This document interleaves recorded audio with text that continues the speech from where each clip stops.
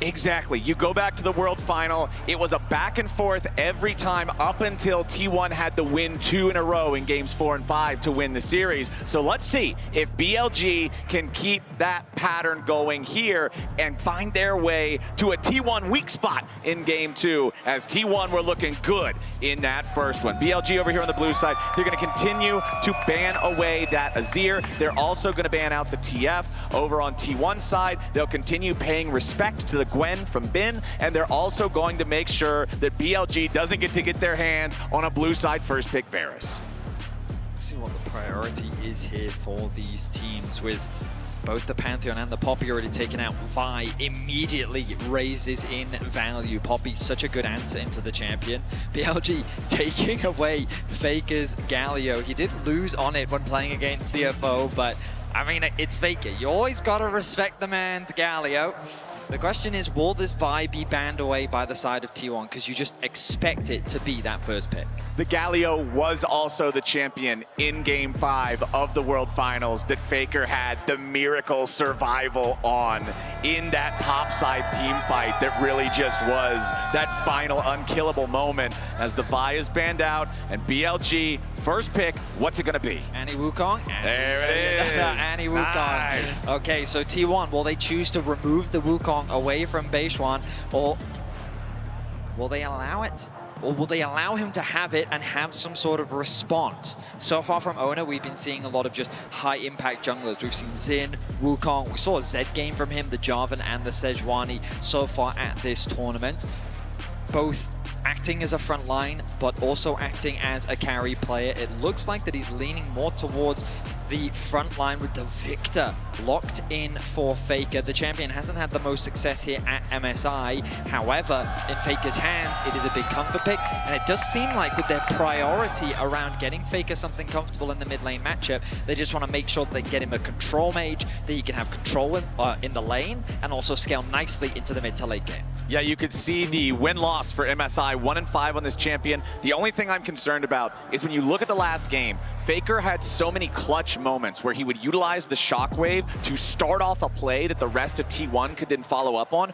Victor cannot start plays. His only CC is a delayed gravity well. It's not like you place it down and then dare the guy to stand on it for 2 seconds so that you can start the fight. However, Owner will be on that Xin Zhao like you're talking about, but BLG happy to complete the Annie Wukong combo. And what's that? The champion that Bin played for the first 3 games in a row in that World Final, the Rumble for Bin, BLG's cooking.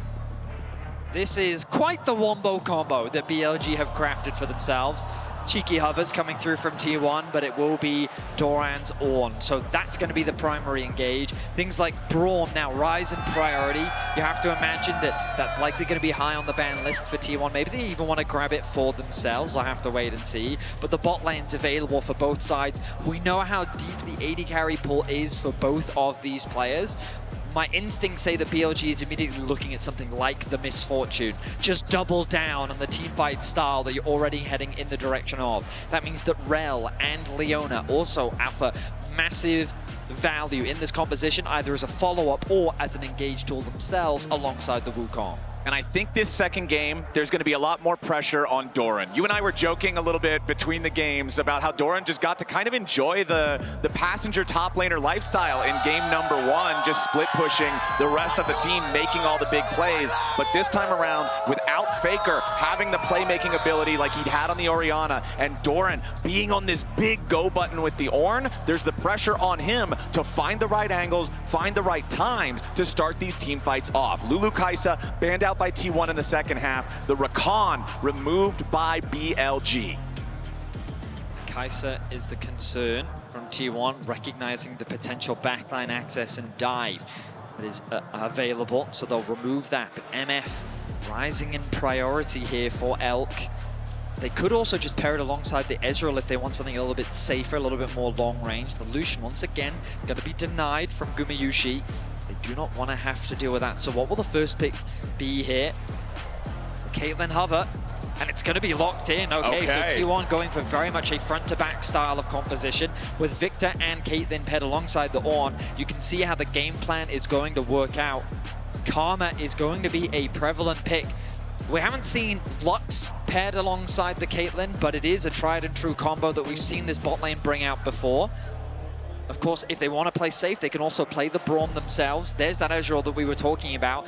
Can match the range in the sense that you can play very safe with the Ezreal on the back line. Yep. And also Arel, not a champion that's designed for peeling, but it is a champion designed for engaging. So when paired up alongside the Ezreal, Elk can play independently without relying on, whereas On is going to be working with his team to dominate in the team fights. These team fights from BLG are absolutely ferocious. Rel, Wukong, and Annie all have the ability to start the fight. Then the other two can follow up. You drop the Rumble ult over the top. You bring the True Shot Barrage in too. Every single champion contributes to this massive AoE damage dump, and T1 cannot get caught in it. Anybody that those 5 abilities overlap on, you are gone. Your screen is black and white for the next little while. T1 bringing out the Braum to try and mitigate some of that engaged strength that BLG have crafted for themselves. It's only the first game, but we could feel the pressure that T1 was able to exert on the MSI stage. BLG have faced that pressure before though.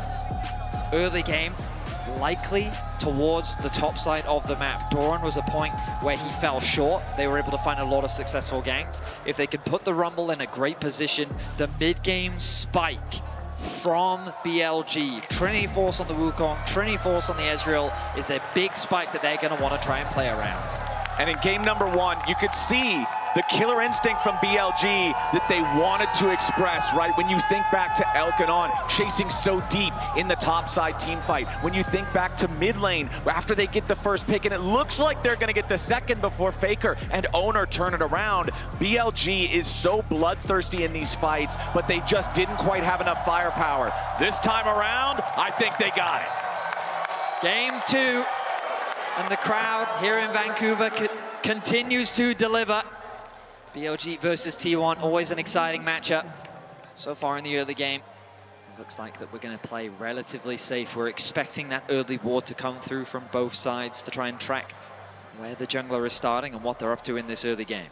Still have the combat summoner, or not summoner, keystone there for the Rel on the side of BLG. Meanwhile, Keria running that summoner spellbook on the Braum. And when we heard from T1 about the possibility of playing BLG in this rematch, how they were feeling about it, what they thought about it, Faker said he didn't expect BLG to be as tough as the Oysters were after that best of 5. Gumayushi said that BLG is going to relive the nightmare of last year's World Finals and coming so close only to falter there at the finish line. Their Game 1 performance lived up to their words. I will say that Gumayushi throwing out some trash talk, kind of par for the course. Faker throwing out trash talk? That man is one of the most humble esports players that I know. So to hear that from him was a surprise, but I absolutely love it.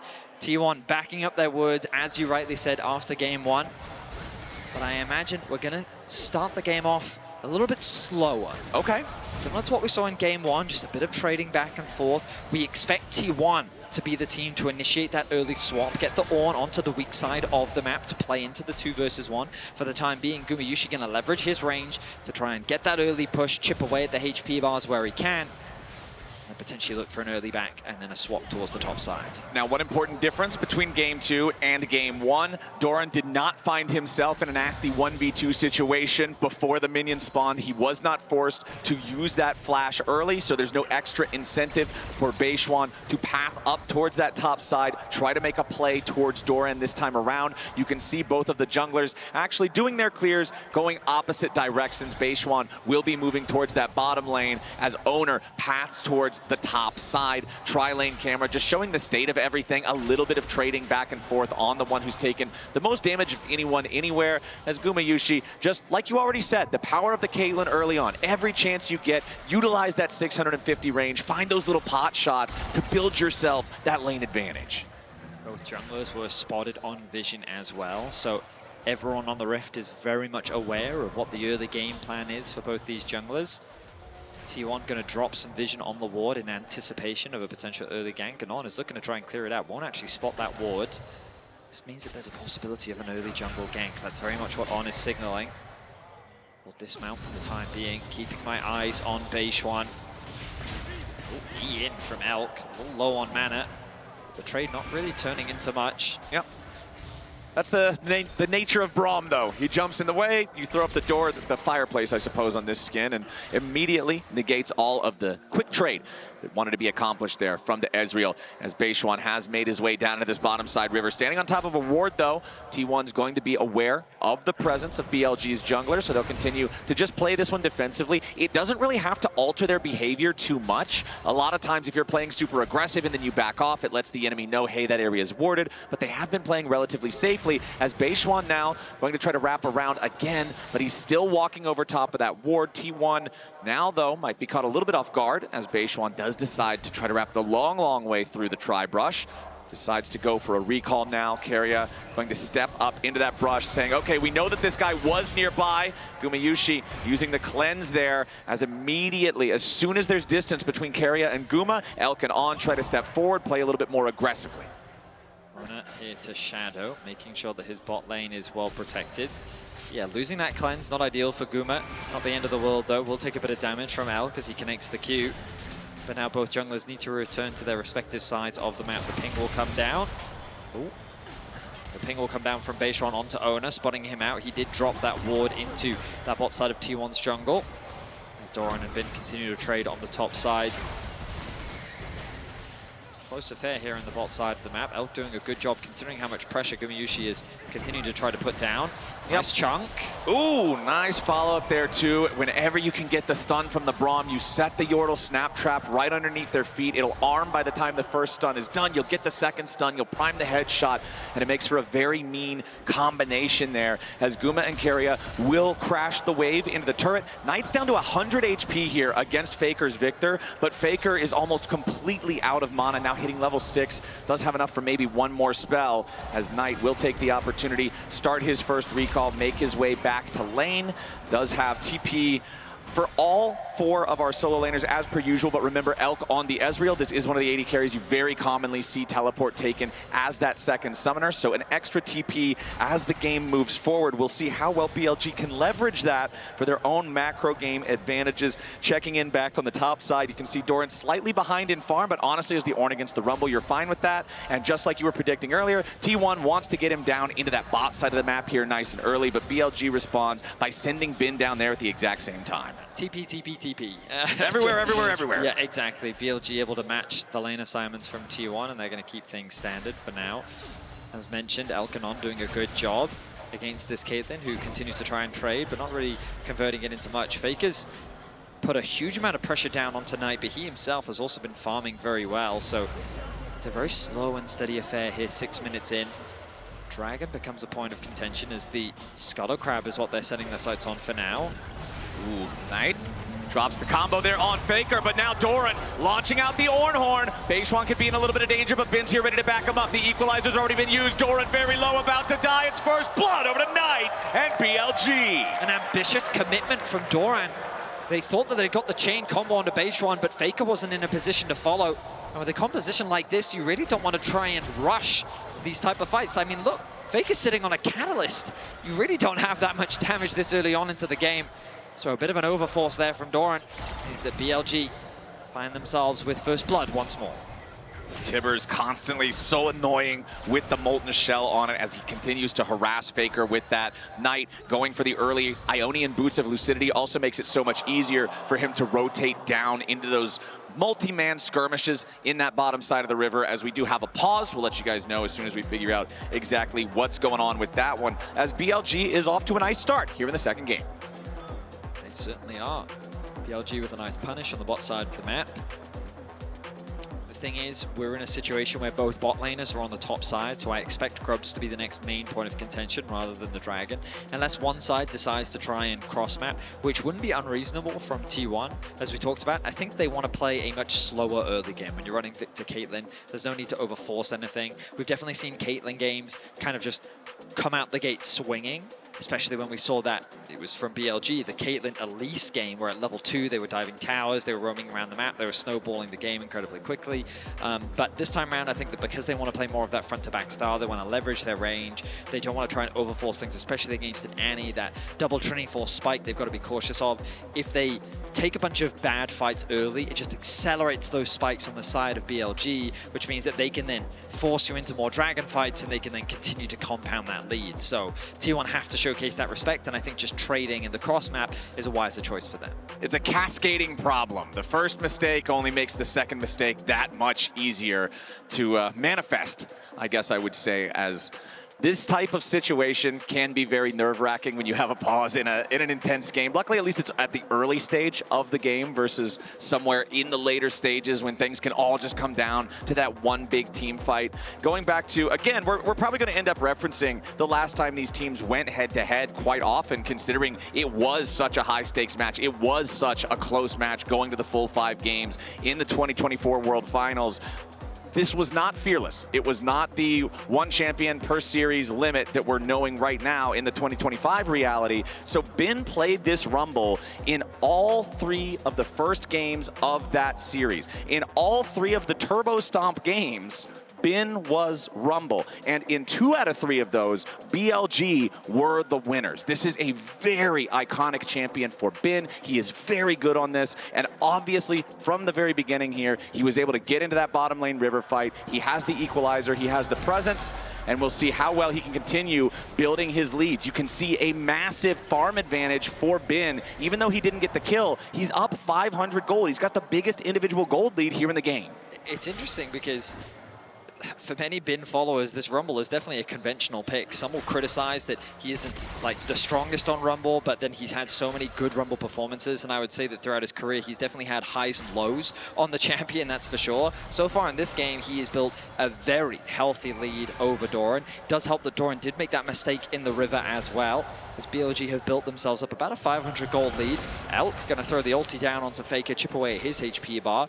And this is an important play when you're setting your sights on the grubs. You move that bottom lane into mid, you guarantee that mid wave control, and then it makes it very easy to gain access into the river and contest those grubs. As we mentioned, T1 doing kind of what we expected them to do. Not looking to actually fight the grubs, but instead cross-map. Play more towards the Drakes. And I think it's completely fine to get yourself that Drake, because when we talk about that kind of powerful mid-game spike on the side of BLG, if you're conceding dragons and grubs and all of these neutral objectives, the problem you find yourself in is that you're forced into a fight when you do not want to take it. So getting that dragon alleviates some of that pressure, but the sieging power now, thanks to these grubs secured by BLG, will be something that T1 has to deal with as the game continues. BLG still with that very modest gold lead. 2 grubs claimed already. That 3rd one now picked up by Beishuan. So the extra pushing power they have now could build itself into a lot of extra gold if they can knock down a bunch of these plates. And that's going to start up here in the top lane. Doran's the target as it's a 4-man dive onto the T1 top laner. And Doran dies before the second part of the Oran Horn can come through. Beishuan's low, but close isn't good enough for the T1 top, and BLG are out to a 2-0 lead. BLG had to commit a lot of resources to make that kill happen, though. Guma and Carrier will happily get these plates where they can. The mid wave was also pushed in, and that's where Bin went to respond. Wise choice by Bin, recognizing that if he'd stayed on the bot side of the map, the risk of a dive was very real. So this cross map is going to happen. BLG will extend that modest gold lead ever so slightly, but Gumayushi still with a gold advantage over Elk. But the problem, Vedius, is you're playing turret race against a team that has all 3 of the grubs. Yes, Guma and Keria were there first, but they're doing slower progress. BLG's got more men on the objective, and they're spawning these grubs, doing this true damage over time. At the same time, T1 scrambling to try to defend, buy time for maybe Gumayushi to win this race. The wave is finally cleared out up here in the top side. The last little bit of the HP hangs on for the T1 top lane turret. Gumayushi needs to shove another wave down bottom. There's also only a little bit of HP left on that. Both these turrets just at death's door, but neither one fully claimed. Those extra resistances being gained by the turrets means that the damage was not enough from either side. The OG forced to retreat. They have to send Knights to go and catch that bot wave. Bin now finds himself in mid. I imagine they're going to move him off to a side soon. You can see on the minimap both AD carries setting their sights in the mid lane. With no neutrals to play for, it very much becomes about farming once again. continuing to ramp up towards those first major items, potentially fishing for another pick. So far, it's only been Doran that has lost his life in this game too. Gumiyushi will now make his way towards mid. Keep my eyes on the minimap as often as I can, tracking what Knight is up to. You'll notice he moves back into the fog of war. He's actually moving towards mid lane himself. I was expecting the Ezreal to head towards there, but they've actually put out up towards the top side of that. They've kept on hovering around the mid lane for a potential play, or even just to cover Knight in the 2 versus 1. Meanwhile, Faker now finds himself in the side lane with that upgraded E.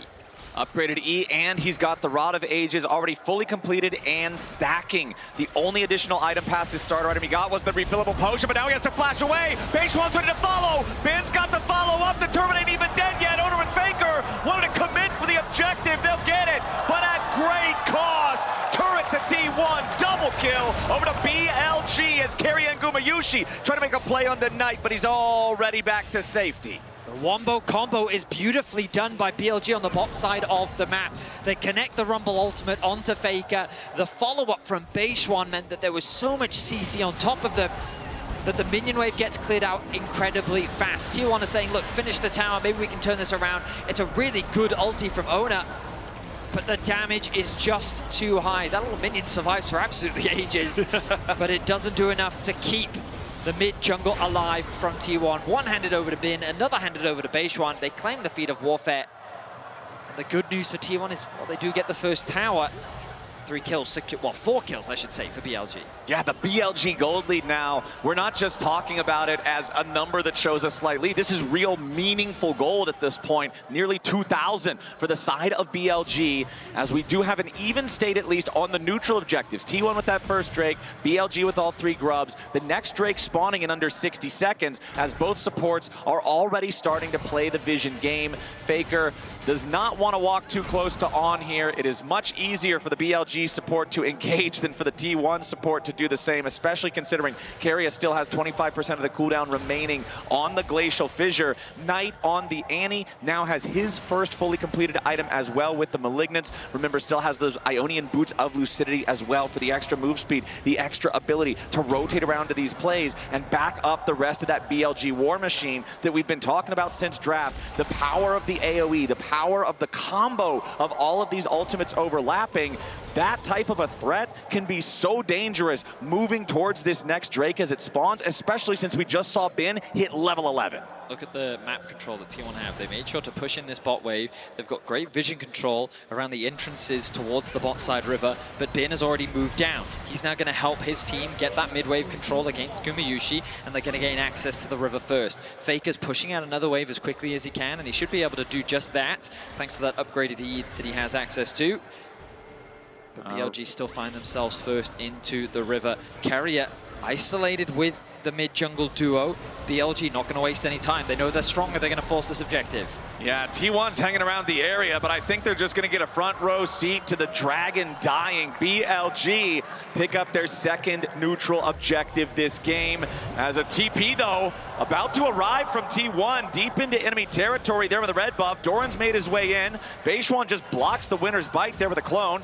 Doran's just going to make his way back down to the bottom lane as Oner and Keria steal away the enemy red buff. So T1 not going to find anybody straggling, maybe making a greedy clear through the jungle off the back into the dragon take. They are set up to get this wave pushed out down here in the bottom lane, but not a whole lot else to gain from it. The Kanik Rookern now fully completed for Doran. This is usually when the Orange starts to feel comfortable in the matchup against the Rumble. You just allow the shield to tank all of the damage as you clear the waves. But Faker now continuing to try to just keep scaling here on the Victor up in the top side as Bin gets ready to push this wave out. He's got Beishuan hanging around at the same time. If Faker steps too far forward, it could be trouble. Going to get ulted on by Gumiyushi. Going to lose a bit of his HP. Knight has the TP available and is on the bot side of the map as BLG continuing with their pressure. Start off this neutral objective. Carrier's in the area, but I really don't think T1 can look to contest this. They're a little too slow, and this objective is dying way too fast. Yep, not only is that going to be Rift Herald for the side of BLG, but the third neutral objective secures the third and final feat, guaranteeing that BLG has the extra power on those boots as well. So nice extra power for the LPL #2 seed, as that gold lead has shrank a little bit compared to the peak that was once around 2,000 gold, closer now to about 1K. Doran, though, I mean, the Kanik Rookern, you can see the little bit of purple on the very end of the health bar. The Annie combo doesn't fully remove the shield, so as long as he's only dealing with Bin or Knight, Doran feels pretty good. It's when Beishwan or Elk starts hitting him that the Ornn's going to start feeling a little bit more pressure, as it looks like everybody's just going to go back to the farm game for now. We don't have another objective to fight over for another 3 minutes until the next Drake spawns. Otacon just about 60 seconds after that. Well, with this Herald, BLG have a lot of options. I love seeing the Herald being utilized to open up this mid tower, especially with Guma acting as gatekeeper to help protect this tower. He's doing a really good job of continuing to clear through waves. Victor's wave clear is not going to make it any easier. He's cautiously stepping up on the top side of the map, wary of the fact that he could get collapsed on. Waiting for a little bit more information. On will be spotted. Doran has to respect it. This should give Faker a little bit more confidence in the top lane 1v1. Okay, Carrier gives him a Christmas present over the wall here. BLG knows the T1's not going to get caught out on this one, but the thing that I'm immediately drawn to when I look at the scoreboard, very low leads in a couple different directions here, right? 200 over to Owner, 200 over to Knight. Not even that amount back and forth between Gumayushi and On compared to their counterparts. Almost the entire gold lead, Vedius, is the top lane difference between Bin and Doran. So if I'm looking at T1, I'm looking at, can they find a fight where Bin's not very effective? And if I'm looking at BLG, I'm saying we've got to get value out of our equalizers if we want to make sure we're continuing to win these fights. The Rift Herald is summoned up mid lane, but the tier 1 turret is still almost fully healthy. Herald's gonna chunk about half of it, now about to die. Owner goes in, immediately drops the Crescent Guard as he engages to make sure that BLG can't immediately burst him down. It buys T1 enough time to clear the Herald out of the way and prevent BLG from strong-arming the tier 1 turret. Now Carrier and Gumayushi got to be a little bit careful. Bin's hanging out over the wall. Might be able to drop an equalizer if somebody on T1 gets low. Carrier doing a nice job sidestepping away from that Mystic shot. 75 seconds until the next Drake spawns, and you can see BLG taking control of the bottom side river. A lot of time was spent hovering around this mid lane. Faker, though, still very hesitant to push out that top wave. He's been left isolated a lot of this game, and you can see that resulting in the XP advantage. Now Doran caught out. Yeah, this is what I was talking about, though. Doran is only strong against magical damage. Beishwan does a lot of damage with that stick, and Knight, plenty of extra firepower to back it up there and secure the kill. 5-0 now for BLG as they get the pick on Doran. The tier 1 turret still the target for BLG. Owner and Gumayushi still defending it. Doran's third death of the game. He got caught out just rotating towards the bot side of the map. It means that BLG continue to mount their advantages. A clean scoreline of 5-0. The TP, oh, a double TP actually. They're trying to collapse onto Knight or Beishwan. I don't think they're really going to get much off the back of this. Owner, though, heavily committing onto Knight. Yeah, T1 really want to get some kind of a punish here. Knight still trying to get away when becomes lightning slows him down. Carrier misses the winner's bite. Exhaust used to guarantee that Knight can't try to get anything back. Slows him down enough. Shut down over to Faker. 18 minutes and 51 seconds into the game. T1 gets their first kill. State is a little bit awkward, but they find the pick that they were looking for. Without Knight, it becomes a lot harder for BLG to contest. BLG instead are setting their sights on the mid-tier 1. They want to be able to trade this neutral. They're going to pick it up. Carrier with the Glacial Fissure trying to stop the exit of BLG there, but BLG can get away safely. They don't have to spend any summoner spells doing that. Owner still working on taking this dragon down. And the important thing here, I think, for T1, they got the pick onto Knight at a time where they can then stop further stacking towards a soul from BLG without having to do a big team fight. Ben doesn't seem to care about Kanik Rookern anymore right now either. He's already got a big mask and a little mask, and that Kanik Rookern is not doing enough to defend Doran from it. I mean, Doran also only just ticked over to level 12. There is that 2-level difference between the two top laners. That might play a little role. But I love the play from T1 earlier where they find that pick on tonight, and as you rightly said, just alleviating the dragon pressure. We talked about that spike, and Elk and Beishwan hit it a few minutes ago, but it's such a terrifying thing to play against. Double Trinity Force, it's a pretty expensive item, but having it completed, it just gives you so much power. It gives you so much of what champions that run it want. And so with no neutrals on the map to play for, you kind of set your sights on these outer towers, but of course, no outer towers to play for.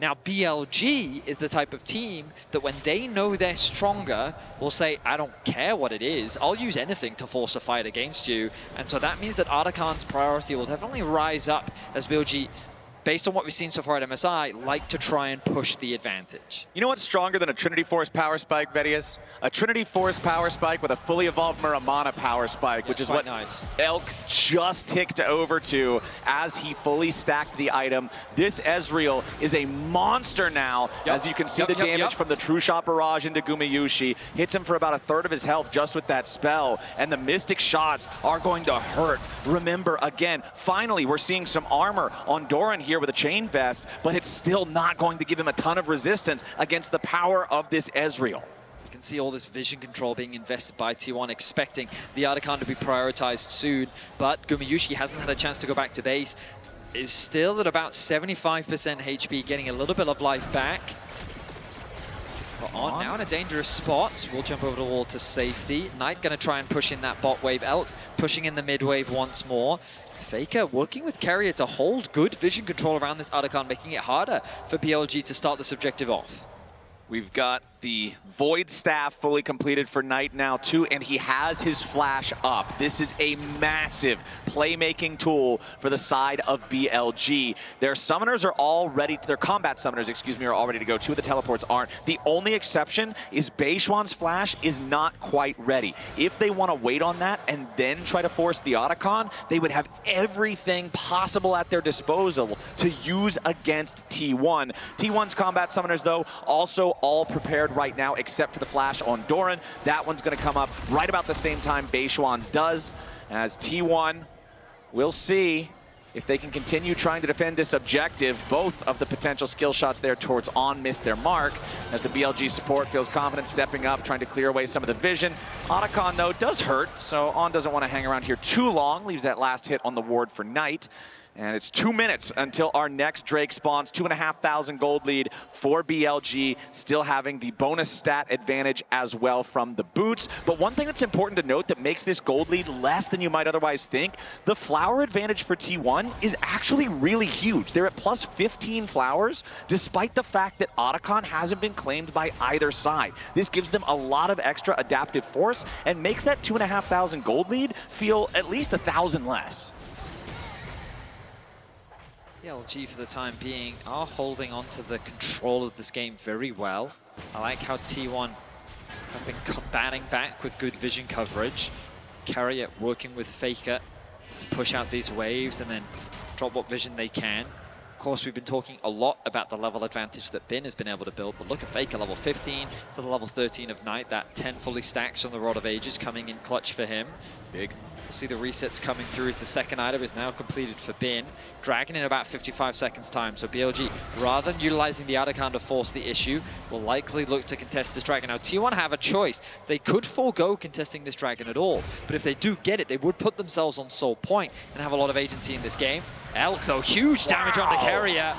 Carrier's already almost dead, uses the Unbreakable to guarantee the True Shot Barrage. Doesn't have a chance of executing him there, but with Carrier barely able to stay standing, that is BLG's go signal to start up the Otacon. T1 looking to approach, but BLG is ready for him. The Otacon down to 1/3 HP. Keep your eyes on Doran. That could be the big engage, but Knight is waiting over along in the tri-barrage. Doran tries to fire back into him. Pressure on Ben and Doran immediately now, as the Otacon's going to be stolen away by Owner. Baseline is low. On is already down. Gumayushi with the kill. Knight has to try to run away alongside Ben, as Owner kills Baseline too. Elk has to try to get away, and Owner is on the chase.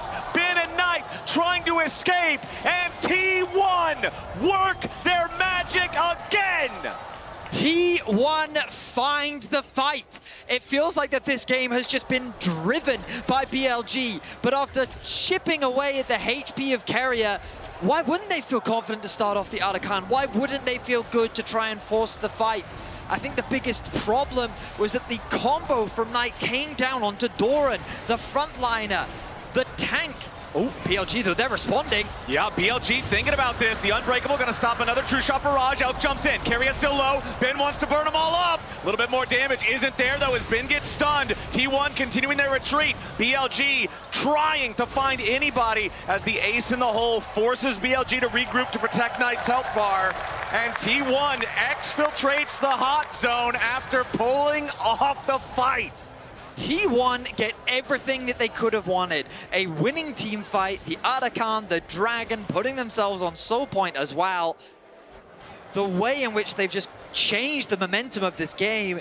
And this gold lead is now very deceptive because when you contrast the itemization, things are pretty much dead even across the board. The only real itemization difference sitting on the top lane. The reason for that, Vedius, it's a plus 1.8, 1.9 thousand lead for BLG. Owner jumps in. On going to be taken down to 1/3 HP now as the equalizer fires back from Ben to guarantee that T1 doesn't want to chase further. Owner at 40% HP. BLG continuing to step away to the side here as T1 pressure forward, looking for the tier 1 turret. Doran being the front line, creating the space for Gumayushi to take the objective. The gold lead for BLG shrinks to 1,500. However, it's 30 flower petals to 3. That is a 2.1 thousand gold lead for T1 in intangible gold. 2,000 minus 1,500 is plus 500 effective gold for T1. I think that the atomization is just on the right people as well. Guma and Faker have been farming exceptionally well. Faker's got a 2.5 level advantage over Knight. Knight is fishing for a pick, but Owner's there to cover. Okay, Owner trying to protect, but Owner may just have to give his life for this. Wants to dash back over to Beishuan for safety. Owner will die, and Faker's the next target. Timbers and Beishuan charging forward as On locks up the T1 mid laner, but Faker's getting away for now. Doran with a massive orb ulti over the top, and Knight's over to dead. Beishuan follows. BLG are buried in their hubris as they try and fail again to kill Faker. If you're going to come at the GOAT, you best not miss, because the consequences of what happens when you do are massive. 3 members of BLG fall after Doran. I mean, he just makes up for all the mistakes he's made in this game. A massive Ornn ultimate connects onto so many members of BLG. It's Owner that gets one shot from the start. This is the damage potential that we've been talking about from the very start of the game, seeing it in action. BLG with 4 members on the top side think they get this collapse, but Doran arrives and look at this ulti. BLG's getting collapsed on the Braum ulti from Carrier as well. The knocker onto Knight. Faker with the assist on the back line. T1 respond with force and find themselves 3 kills. What a massive, massive turnaround. Doran showing up when T1 needs him. We think about the entire change in the roster. We think about how controversial it was with T1 swapping out Zeus for Doran. And right there, he's getting himself a couple of points, I would have to think. As BLG thought about starting up the Baron, they think better of it. The gold lead now on the screen, very close between the two. But again, remember, a massive amount of additional stats for T1 through the flower petals. On trying to make sure that he's got additional information on the backside of the pit here. As T1 are close enough, they don't even have to walk into the river. BLG know they need to get out.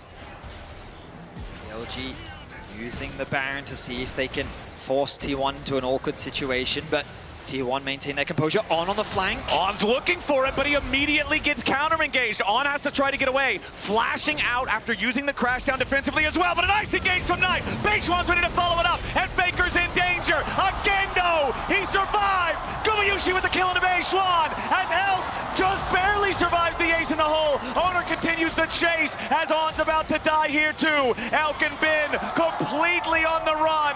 BLG utterly routed in their attempt at a fight. Ben will be able to teleport to safety alongside Elk. Yes, they won't die, but Vedius, there's 2 dead BLG players, there's 2 in retreat, and now the Baron's on the menu for T1. Every attempt that is made by BLG is shut down. The idea is so good. Faker isolated in the mid lane. You think that you have the one-shot potential, but it's not quite enough.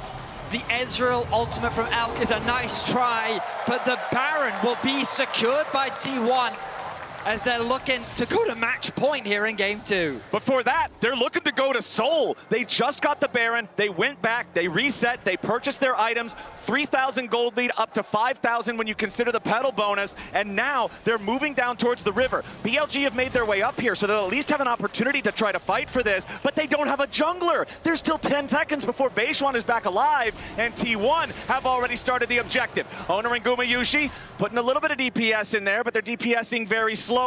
BLG trying to walk up, seeing what they might be able to find. They're marking Doran there with the pings, but it's a line of cupcakes from Gumayushi, and it's so difficult to fight through for BLG. The Ocean Dragon is the target. On wants to find some sort of an angle, but all he gets is a face full of bullets. Doran is joined up with the rest of the team, and once again, they're gonna go in. This time they find the shutdown on Faker, but it costs Beishwan's life. T1 trying to regroup. They're gonna claim the Ocean Soul, but what about the rest of the fight? Doran's down to a corner. Owner jumps in on top of everybody, and Gumayushi's ready to free fire.